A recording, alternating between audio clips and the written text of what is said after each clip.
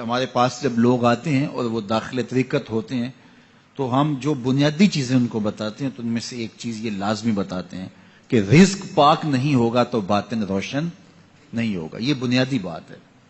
اگر رزق پاک نہیں ہے تو میرے حضور نے ارشاد فرمایا کہ ایک بندہ سفر کر کے کعبۃ اللہ کے صحن میں پہنچتا ہے اور کعبے کے پردوں کو تھام رہا ہے وہ یمد یدیہ اور لمبے لمبے ہاتھ کر کے کہتا ہے اے اللہ, لیکن اس کا کھانا حرام ہے, اس کا پینا حرام ہے, اس کا لباس حرام ہے, وہ غزیہ بالحرام, اس کو غذا حرام سے دی گئی ہے.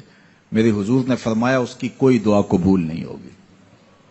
سفر کیا, جنگل پہاڑ کاٹے, سمندروں کو پاٹ کر کے آگے گیا, ہواؤں کے کلیجے چیر کے آگے بڑھا, مہینوں کی مسافتیں طے کر کے گیا اور کعبۃ اللہ کے سامنے کھڑا ہے, سین حرم میں مطاف میں کھڑا ہے, لیکن اس کا جسم حرام سے پلا ہے. اس نے جو پہنا ہے اس لباس کا تانا یا بانا حرام کا ہے, اس کو غذا حرام کی دی گئی ہے, اس نے پیا حرام کا ہے, اس نے کھایا حرام کا ہے.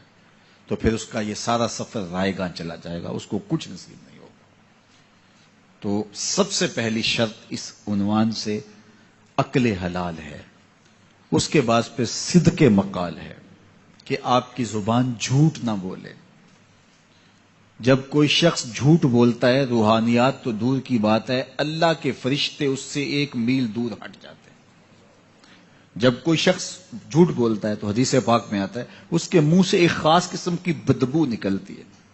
اس بدبو کو ہم نہیں سونگھ پاتے لیکن فرشتے سونگھ لیتے ہیں, کیونکہ فرشتے انتہائی حساس مخلوق ہے اور وہ جھوٹ کی وجہ سے نکلنے والی بدبو کو سونگھتے ہیں. اللہ نے حضرت امام اعظم امام ابو حنیفہ رضی اللہ تعالیٰ عنہ کو یہ بصیرت عطا کی تھی اور یہ باطنی نظر بخشی تھی کہ جب کوئی شخص وضو کرتا تھا تو اس کے وضو کے پانی سے پہچان لیتے تھے کہ یہ کس گناہ کا مجرم ہے. جب بندہ وضو کرتا ہے تو وضو سے ہاتھوں کے گناہ جھڑتے ہیں, منہ کے گناہ جھڑتے ہیں, تو وہ وضو کے پانی سے اس بات کو محسوس کرتے تھے. اللہ نے ان کو وہ بصیرت عطا کی تھی, لیکن انہوں نے اللہ کی بارگاہ میں عرض کی مالک مجھ سے یہ چیز چھین لے, یہ چیز مجھے نہیں چاہیے. لوگوں کے بارے میں جو ہے وہ ایسا گمان پھر پیدا ہوتا ہے. تو فرشتوں کو اللہ نے وہ حساس جو ہے وہ پاکیزہ وجود دیا, اور ان کی حس ایسی ہے کہ وہ بدبو جو انسان بولتا ہے اور لفظوں سے جو اثرات نکلتے ہیں وہ محسوس کرتے ہیں. تو جب کوئی شخص جھوٹ بولتا ہے تو اس کے جسم سے, اس کی زبان سے جھوٹ کے ساتھ بدبو نکلتی ہے. اللہ کے فرشتے 1 میل دور تک پیچھے ہٹ جاتے ہیں. تو مجھے بتائیے جو شخص جھوٹ بولتا ہو کیا اسے کوئی روحانی مرتبہ مل سکتا ہے؟ یہ سوچا بھی نہیں جا سکتا, یہ امکانات سے ہی نہیں ہے. اللہ کے محبوب علیہ السلام سے پوچھا گیا کہ حضور کوئی مسلمان کوئی مومن کیا بزدل ہو سکتا ہے؟ فرمایا نہیں, وہ بہادر ہوتا ہے, لیکن ہو سکتا ہے کبھی اس سے بزدلی بھی سرزد ہو جائے. انسانی کمزوری ہے, کبھی انسان بہت طاقت میں ہوتا ہے اور کبھی انسان کمزور بھی پڑ جاتا ہے. فرمایا ہو سکتا ہے کبھی اس سے ہو بھی جائے. پھر پوچھا کہ بخل کر سکتا ہے؟ فرمایا نہیں, مومن سخی ہوتا ہے لیکن ہو سکتا ہے کبھی اس سے بخل بھی ہو جائے. کبھی کبھی دولت اسے اچھی بھی لگنے لگ جاتی ہے, جس طرح فرمایا گیا کہ اولاد مبخلتن مجبنتن, یہ جو اولاد ہوتی ہے یہ بندے کو بخیل بھی بنا دیتی ہے اور بزدل بھی بنا دیتی ہے. جب اولاد نہیں ہوتی تو بندہ سخی بھی ہوتا ہے اور بندہ جو ہے وہ مشکل حالات میں بھی کود جاتا ہے, لیکن جب اولاد ہوتی ہے تو پھر مشکل حالات میں کودنے سے پہلے سوچتا ہے میرے بچے ہیں یتیم ہو جائیں گے. اس کو یہ خیال آتا ہے, پہلے ایسے مال لٹاتا ہے لیکن اولاد ہو جائے تو پھر وہ اولاد کا سوچتا ہے کہ ان کے لیے کچھ میں جمع کر لوں. تو اولاد فرمایا میرے حضور نے کہ مبخلہ و مجبنہ, یہ بخیل بھی کر دیتی ہے اور یہ کمزور اور بزدل بھی بنا دیتی ہے. تو مومن ہوتا بہادر ہے لیکن ہو سکتا ہے کبھی اس سے بزدلی بھی ہو جائے. مومن سخی ہوتا ہے لیکن کبھی ہو سکتا ہے اس سے بخل بھی ہو جائے. لیکن تیسرا سوال حضور سے پوچھا گیا کہ مومن جھوٹا ہو سکتا ہے؟ تو اس پہ 2 ٹوکا, نہیں جھوٹا نہیں ہو سکتا. یہ نہیں ہو سکتا کہ مومن ہو اور جھوٹا ہو, وہ سچ بولنے والا ہوگا. تو عقل حلال اور صدق مقال, یہ 2 خوبیاں جو ہیں یہ اہل اللہ کا ترائے امتیاز ہے اور یہ مجھے اور آپ کو اختیار کرنی چاہیے. حضرت خلیل اللہ جب وادی غیر ذی زرع میں سیدہ ہاجرہ اور ان کے معصوم نونہال کو چھوڑ کر کے جانے لگے. ایسی وادی جہاں حیوانی وجود بھی نہیں تھا، نباتات بھی نہیں پائے جاتے تھے، پانی کا ایک قطرہ بھی دستیاب نہیں تھا. کالے سیاہ محیط پہاڑ جیسے فولاد پگھلا کے ڈال دیا ہو. وہ وادی جہاں دن کو بھی خوف آئے، وہاں حضرت ہاجرہ نے راتیں بھی گزاری. کتنا دردناک لمحہ تھا. جب سحری کا وقت ہوا، حضرت خلیل اللہ دعائیں دے کے رخصت ہونے لگے. حضرت ہاجرہ سلام اللہ نے آگے بڑھ کے اپنے شوہر نامدار کا دامن پکڑ لیا. تمسکت بِأَزْيَالِهِ، دامن پکڑ کے بولی، میرے شوہر نامدار، اس محیب وادی میں، اس پہاڑوں کے دامن میں جہاں دن کو بھی خوف آئے، نونہال معصوم کے ہمراہ مجھے چھوڑ کے کہاں جا رہے ہو؟ حضرت خلیل اللہ نے کوئی جواب نہیں دیا.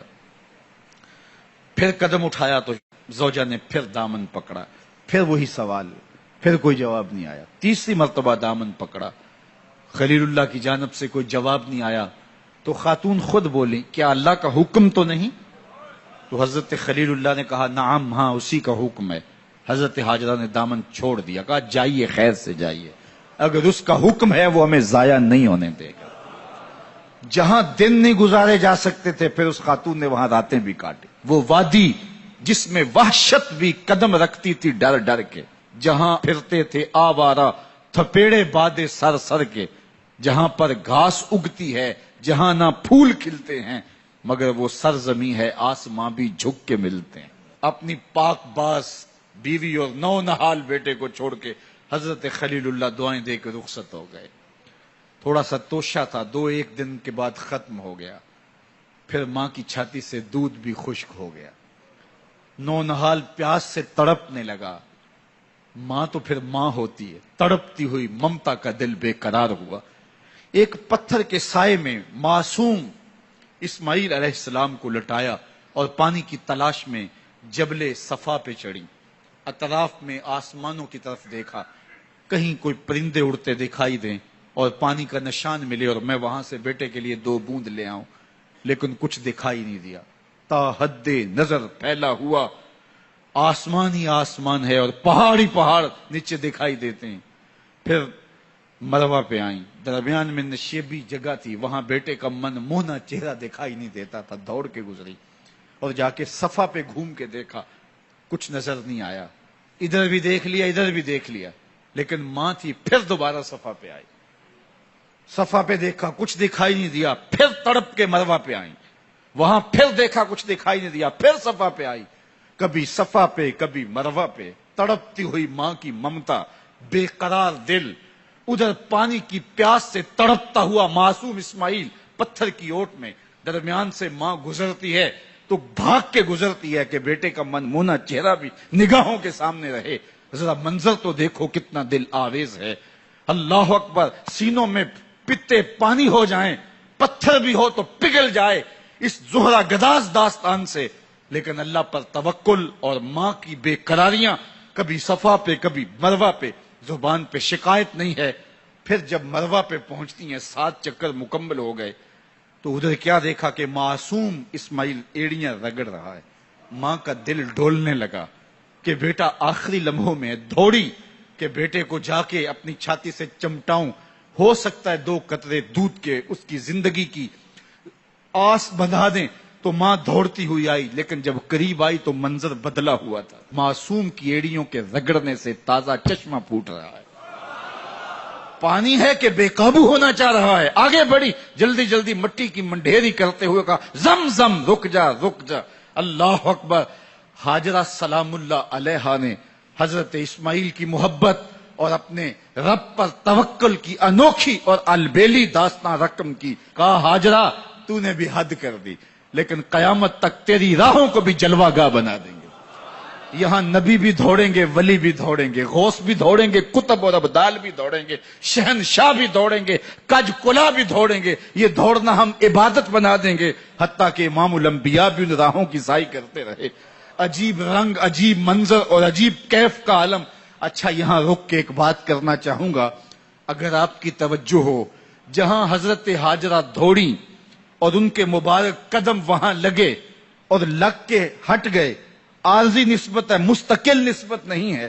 جہاں ان کے قدم لگ کے ہٹ گئے وہ جگہ تو جلوہ گاہ بن گئی، اور جہاں حضور خود جلوہ فرما ہیں وہ گنبد خضرا جلوہ گاہ کیوں نہیں ہو سکتا ہے؟